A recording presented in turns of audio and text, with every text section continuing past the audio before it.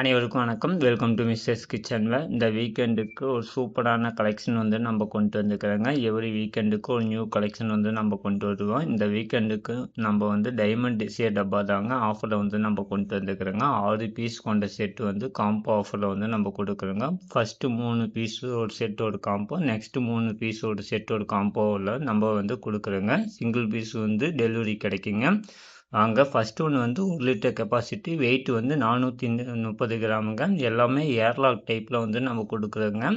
எல்லாமே காயில் சீட்டில் ரெடி பண்ணி, சைஸு ஸ்மால் வந்து 1 லிட்டர் கெப்பாசிட்டி. ப்ரைஸ் வந்து 3 பீஸுமே சேர்ந்து 1305 ரூபாய்க்கு நம்ம கொடுக்குறோங்க.